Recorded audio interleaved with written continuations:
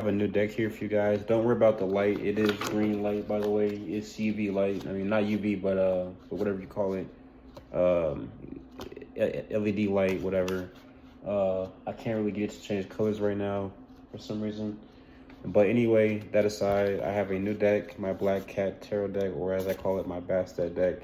And I'm going to be doing this reading not just based off how I feel about the cards, but to what Spirit presents to me through the cards. So what is channeled through. Also, we have an important message today, which is relating to a family heirloom. It said pull this card. Can I get some confirmation on this family heirloom? They said pull this card as well. Oh, a few cards fell out. Okay, let's go ahead and start, guys. So we have this 9, which has a sword, 9 of swords. As you can see, this little black cat is looking in the reflection, trying to see something. And as you know, a lot of people, or there's levels to how intelligent animals and species are. Like, you know, in certain movies, there's anamorphic animals. Like, there's like talking cats that stand on their back feet and they wear clothes, and they're more intelligent than just a dog that walks on all fours and barks at cars, right? And then in some movies they explain it. I'm not really sure how to explain this difference in intelligence, but you are seeing yourself clearly now. Basically, the actions you've been taking in this 9 of Swords energy is helping you to see things clearly. So not only are you seeing the world clearly, you're seeing the world clearly because you're seeing yourself clearly. And you come across as one of those people that says things like, oh, like, I want to make a better tomorrow. I want to make a better future. I want to protect the children. You are looking after the kids. Basically what I'm getting at is that because you are doing the inner work, you're doing your shadow work, because you're able to move forward, you are gaining a new perspective, which is the healing work that you needed. This is going to allow you to move forward. So you may a lot of this time have these different projections, like in 1, 2, 3, 4, 5, 6, 7, 8. I see 8 mirrors, but 1, 2, 3, 4, 5, 6, 7, 8. I'm going to assume there's 9, but I only see 8 mirrors in this picture. There's only 8 mirrors. Interesting. Oh, but there are 9 swords. Okay, so my bad for reading that incorrectly. There are 9 swords in there. I'm also going to look at this little booklet so I can give you guys. I said I wasn't going to. They said don't worry about it.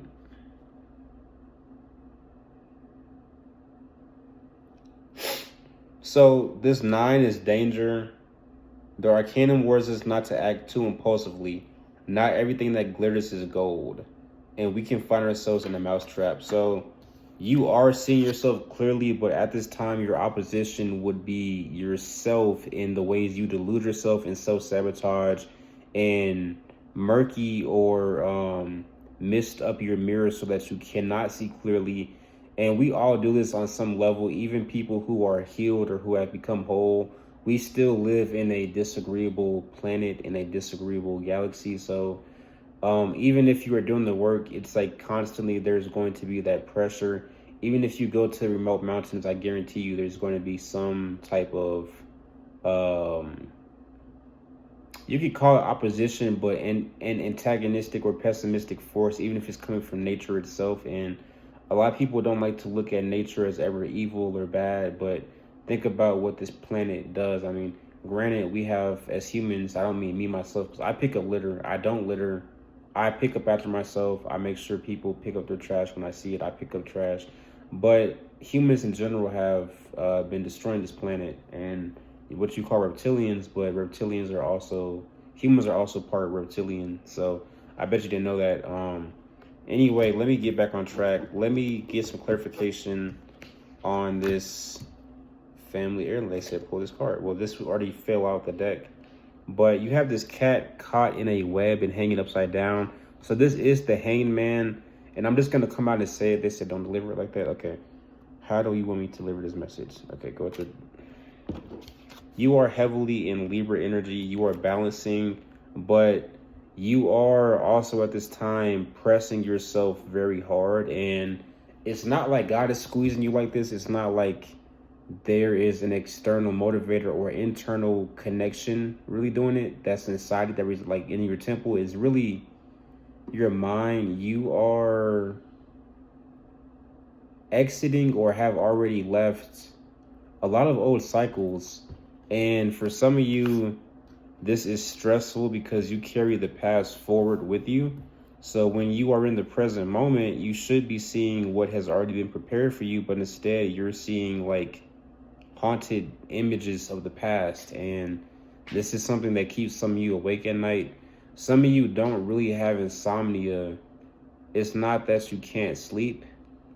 It's more so just you would rather be distracted than close your eyes and face whatever it is you're afraid of in your dreams or in the astral or whatever it is you go when you log out of the server of local consciousness and you tap into your other avatars or senses of body. Some of you are terrified of exiting this body. I don't mean like physical death. I mean, some of you guys just, you don't want to be inside yourself, but you're also in a space where you don't want to be outside yourself. So it's like you're trying to balance, you're hanging on to literally by the threads of a web. Now, if you're light enough and if you're balanced, this should be no issue. But at this time where you need to be seeing things clearly with this Nine of Swords, that is the danger. Everything I just said, because if you look at this card, these cats are balanced on the, looks like a crystal tip, and the water down below has a shark in it. If you can see that little fin right there, that is a shark. So there are troubled waters. This could be your emotions. Well, it is your emotions. This could be, like I said, past experiences. This is things that you've even been through in the past 5 to 7 years. Some of you 2-3 years. Some of you even 2 months ago, you have been through some heavy emotional burdens, and these are things that you are carrying with you at this time that needs to be dropped so you can move forward. And then look, you have this, you have the death card. You have, looks like the Grim Reaper, and the death is studying. There's a full moon, death is in the graveyard, there's someone lurking in the background, a shadow likely, and death is sitting in the graveyard over a coffin studying. So this comes across as 2 ways. I don't like to do readings from like, oh, like they're attacking you, they're doing this, because people who even put that in their titles are clickbaiting you, and they know that all they have to do is put like some generic words and say, oh, like this person did a love spell on you, and now you're going to be in your ego and make it all about you, and you're going to keep clicking, keep sending money, keep wasting time, keep not healing yourself, and you're going to keep going back to that person because you're getting a dopamine fix, because they have made it seem as though you are the oyster of the world, when really the world is the oyster that has been prepared for you. Sorry about the fan in the background, but I'm going to speak up a little bit for you guys. But so this comes across as, one, you are studying the intricacies of death. Some of you have been under heavy spell work since you were a child. Some of you started as young as 8. Some of you have been literally the victim or target of, you're not a victim. Some of you have been the target of spell work since you were literally as young as 3, some 4 and 5. And for some of you, that's when you started your journey. You were curious about the intricacies of life, and you may have even made a pact with your guardian angel or with your god deity, with your I'm gonna call it your house deity, which is the god of your ancestors, the one that has been passed down your lineage, the one that has created you and your ancestors, that your house deity, your house god, the god that you house in your temple, right? The one that you are naturally, instinctually to, not the one that you were programmed to. Even if you are enlil or disagreeable seated, the things that you strive to do despite who you are as a being or person, right? So for some of you, you were very young and you actually were talking to spirits. You have talked to death. You have talked to Santa Muerte. You have talked to angels. Some of you have talked to statues that were housing spirits like gorgons and gargoyles and stuff like that. Some of you have talked to serpents and animals and communicated very clearly with animals since you were 2, 3 years old. Even as a child, as a baby, as an infant, you were telepathically communicating with nature all around you. But on the other side of this card, because you have duality, but not also duality, but you have a spectrum. So on the one side, this reading is mostly about you guys, but then since this is a shadow deck, as I call it, you have someone in your energy who is they are studying death now. There's several things that got pinged. Take it if it resonates, leave it if it doesn't always. Someone in your energy, they have seen you face countless odds and they're like, how is collective not dead yet? How have you lived this long considering the shit you've been through? Some of you have had incurable diseases. I don't mean STDs. I mean, you have been either injected with, like, experimented on. Some of you were publicly experimented on while you were at school, at the hospital, at church, at the park. People were around and you have been either drugged or, you know, they did mind control, wiped your memory, stuff like that. But some of you guys, what was I saying? What was I saying? It slipped my mind. It'll come back to me if it's important. They said pull more cards. Okay, we'll pull this card first. I said, okay, this came out the deck. So, yeah. I like how a lot of these cards that have water have sharks in the water beneath the cats. So, it's basically just saying, like, if you look at how jaguars or leopards leap from branches high up in the trees of the Amazon or any forest, any region they're in, it looks like they will fall from that height. It looks like they would lose their footing. Cats always land on their feet, unless you have a cat that has a damaged cerebral cortex, or, you know, like was traumatized or beat when it was young and has brain damage. Cats are very naturally gifted athletically. They are very stealthy. They are very acrobatic. They are masters of movement, of the physical realm. So you have this. So yeah, you have this cat running a wheel basically, but it's being guided. This cat has a blindfold on and is being guided by this higher force that is above the water. So this is you in your emotions, the energy that is emotions, not just the things that you feel, but the things that are happening around you, regardless of if you're aware of it. And you have this higher force that is in the sky, in the clouds, watching. So you have the sky, the middle ground, which would be like your purgatory or purgatorius, and then your water, which is all, this is a water wheel, by the way, but you are not necessarily blind physically, but just unable to see something that is paramount to not just your existence, but paramount to your reason of being, which would tie into your existence. But it's something you do, it's a pattern you have. And I know this is vague. Usually we're not allowed to expose these things because this is a journey you have to take yourself. If I were to just give you it, you would not embark on the journey that you needed to. A lot of you, sorry to say, are not as motivated as you think you are, especially self-motivated. When the thing that you need is placed in front of you, a lot of you guys lose interest and you no longer want it, or you take it, but you don't utilize it and you move forward on bad terms. So then you have this muck on you from previous cycles. And when you step forward and use your gifts, you are activating them out of memory of war, of strife, of bloodshed, of pain, of misery, of suffering, and all the disagreeable things that happen to you, bad acts by bad actors. And this is why you cannot move forward. So you need to trust in the divine and this higher force that is sitting in the heavens above your water, above your emotions. They are wiser than you. They're older than you. It does not make your ancestors or angels perfect. And some of you work with demons.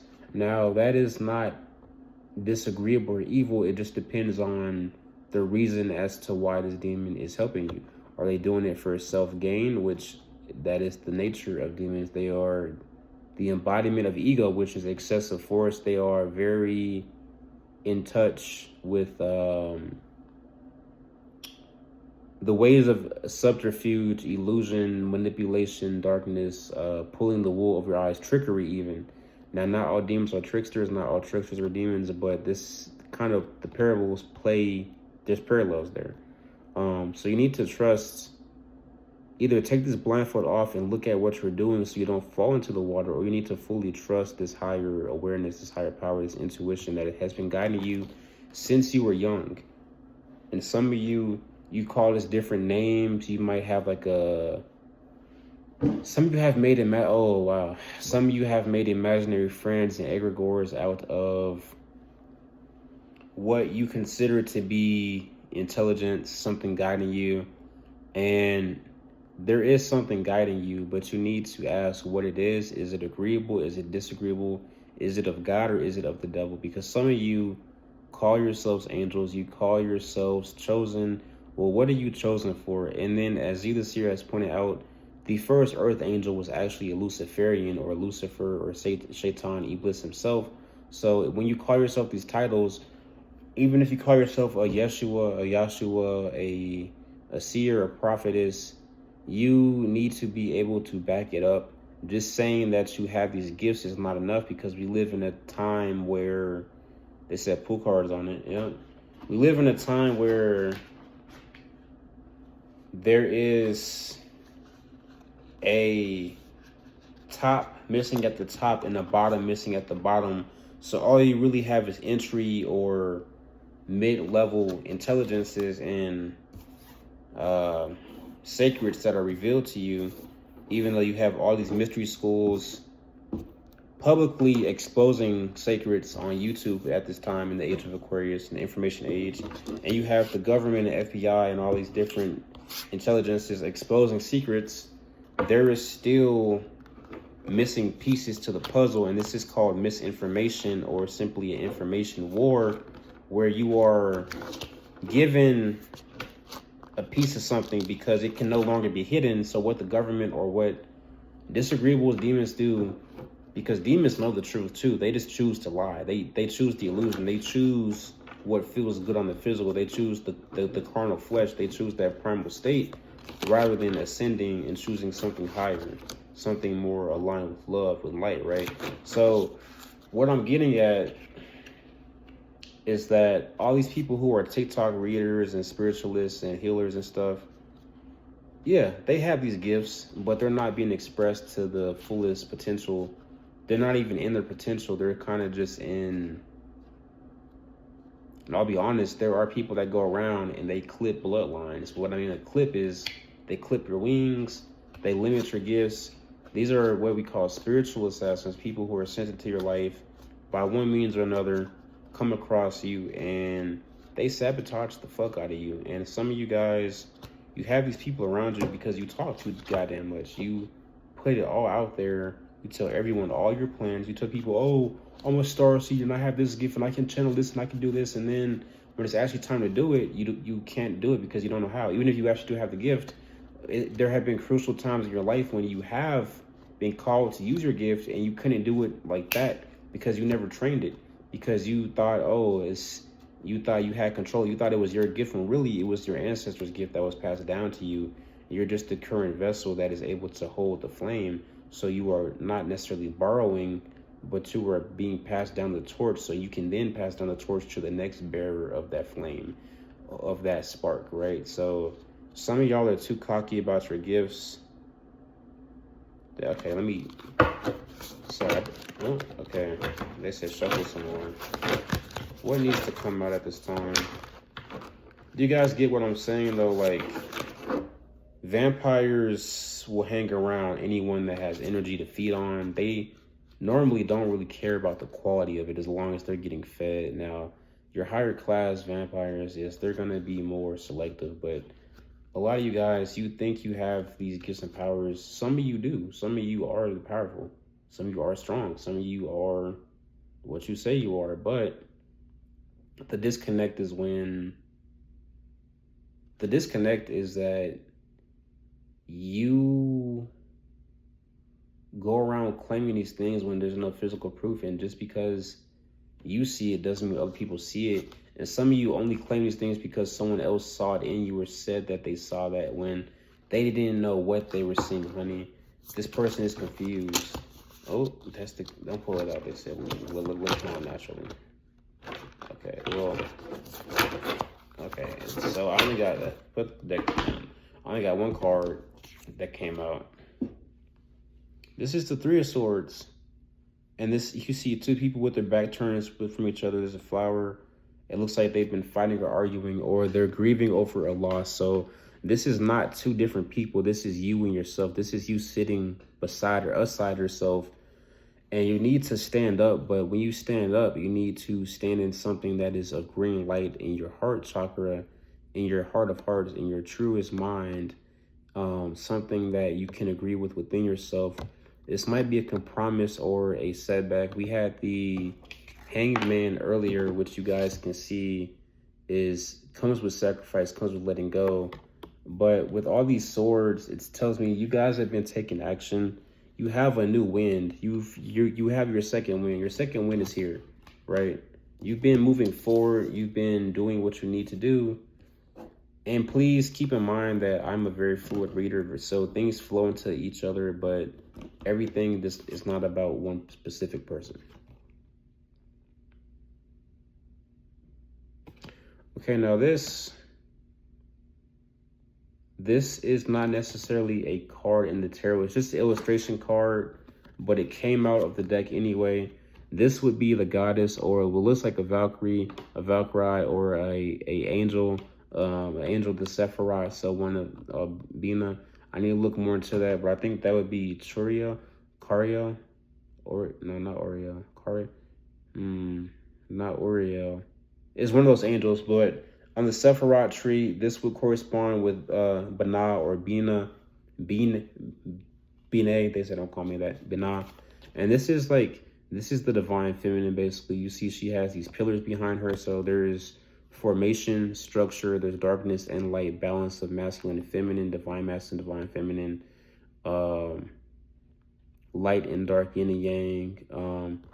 Polarities are within an agreeable constraint, but not being limited, just utilizing the proper function. So this would be your higher self. This is kind of what is guiding you, like in this picture here, like the blindfolded cat running the water wheel, running the emotions, running the energy emotion, but there's someone on top that's like overseeing, looking out for you.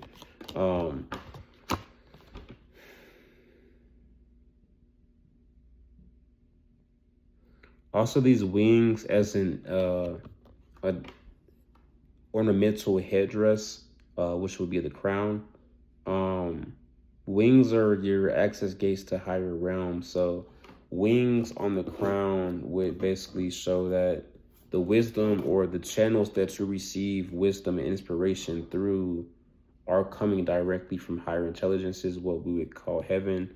And heaven is not just a pearly white place with golden gates and cherubim, naked baby angels floating around, and there's mansions and everything you ever desired and like virgin wives and shit. No, it's heaven is a series of constellations in another, you could say, galaxy that can be sometimes seen from Earth, and you can see them in the different hemispheres. Now, each hemisphere has a different guardian that oversees these gates of heaven, or these doorways to heaven, or these say stepping stones, mansions of heaven. Each guardian oversees 7, making 20. There's 4 guardians, making what, 21, 28 constellations, 28 stars in total. Some of them are in Pegasus, Betelgeuse, Orion. You know, you can look these up. Some of you are aware of what Starfall is.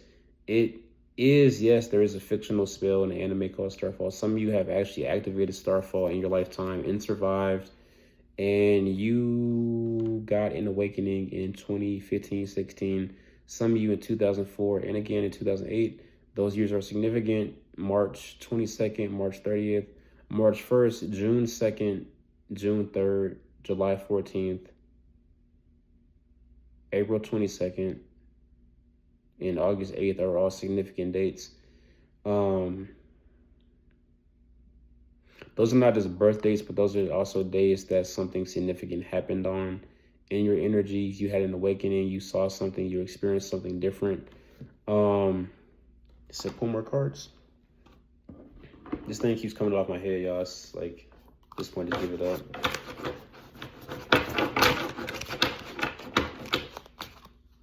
Cards reveal to me what else needs to come out during this reading. What should my collective know about? Ooh. What should my collective know about their situation currently? Oh, it said do a recap before I pull more cards. Okay.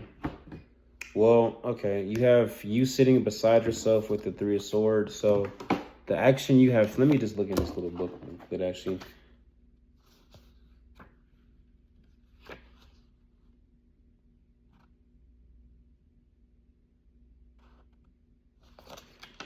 See, I was looking in the wrong, there we go.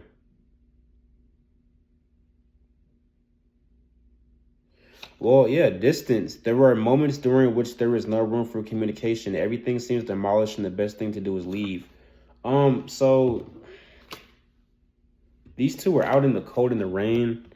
Looks like there's a cave that they're sitting in the mouth of, but sometimes it kind of gets down to like, this town ain't big enough for the both of us, where you've reached a point where whatever you've been doing is not working. And again, you can be egotistic and make this about other people. Say, oh, they did this and they were wrong. But this is about you and yourself, yourself, and I. Me, myself, and I, right? This is you and your, this might be you and your ego, you and your shadow, you and your higher self, you and your lower self, you in your right mind, you and your, you insane, you outsane, right? Like you Asian Bolt, right? This might be all those things. This might be your spirit, your ka, and your ba, your soul. This might be your mind and your heart. Take it how it resonates. This might be your crown chakra and your throat chakra. What you're seeing versus what you're receiving. Or your third eye, I mean. What you're seeing versus what you're receiving. Then we have the goddess protecting you, the divine mother. We have higher intelligences watching over you while you are running this wheel. You're running the emotions. Just the cover card, but this Lotus Sutra, awakening, rebirth, you seeing yourself clearly, but the enemy being subterfuge, illusion, not seeing things clearly. The Hangman, something that you need to give up, sacrifice, things that you are currently giving up and sacrificing. So this comes across as vices a little bit. Death, you are studying the processes of death and how it relates to yourself, how they say we die daily, even if it's just like you doing like stem cell research and like how the process of cells are dying, or like you shed your whole like body skin every 7 years and then you like are basically like a new person, a new being type shit. And then this balance over dark waters. They said I can pull now. I don't need to go deeper in that card. I do not. Okay. Good. So I need to get this out because it keeps coming to mind, but I don't really know how to just talk about it. They said just try my best. Okay. Well, someone has a family heirloom, as I was saying earlier, and basically they want to give it to you. But the reason why this is a problem in the first place is because of who this person is and who their family is. Now, I said I'm not allowed to say any names. You will know who this person is. R might be their middle or last name. Could even be their first name. But basically, this person rung several alarm bells when they said, hey, I like this person. I've been knowing them for a while, or I like this person. I have a crush on them, and I want to give this thing to them, the family heirloom, basically. And there's more than one, but this is a funny reading, and this is what I wasn't able to get out in the cards, but what I'm just allowed to say. And thank you for sticking. Thank you for sticking around. If you stuck around, if you have made it this far in the video, thank you. Comment 444 down below. This family heirloom, it could be an amulet. It could be something significant like what's it called? Like an artifact. But it's something you can wear. Like, don't think of it as just jewelry. Think of it as something powerful that you can wear. Like an amulet, a talisman, something like that. This person's family thinks that you are basically charming their child because they're like, well, what would make you want to give up our sacred treasure to some stranger? So whether it's the mom, the dad, the grandparents, the uncle, whoever this family member, whoever this person told, this could be like your best friend. This might be someone you're close to. This could be a coworker even that daydreams about you. And their family's like, there's no way in hell we're giving this up. And secondly, they're now starting to look into you because they think you're a witch. They think you charmed a child. They think you like did some energy work or like looked into the energy to like spy in their house to see what possessions they have. They think you're basically after this wealth that this person has, and this person does not flaunt it. You may not even know that they have money. Now, this is not the case of necessarily like Rapunzel or Beauty and the Beast where there's like a dude in the castle. For some of you, it is that like you are around someone who is an undercover rich person, basically. They said a rich guy, but it doesn't necessarily mean it's a man. It just means this is someone who is in their divine masculine energy.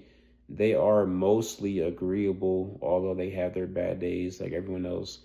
And basically, they are known to get things done. They are a worker, a shaker and mover.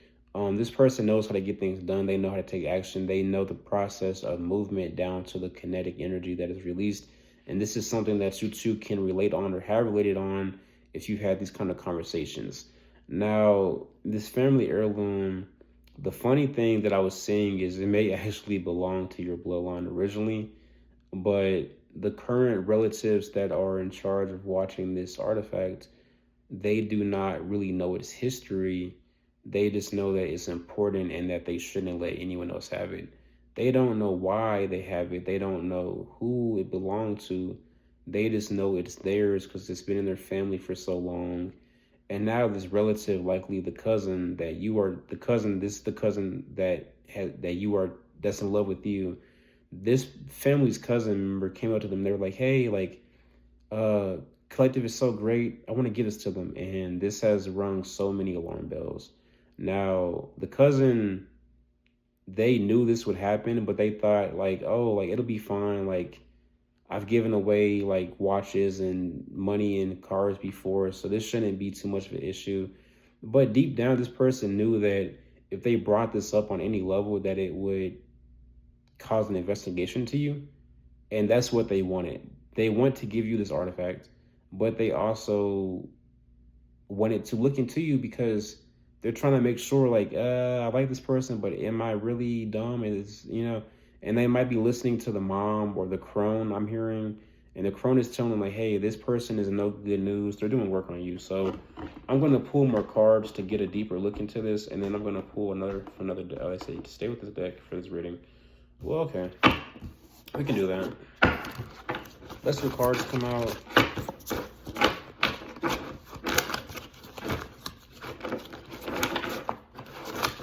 Oh shit. Oh shit. Two cards come out. Well, that answers some of it, I guess. So.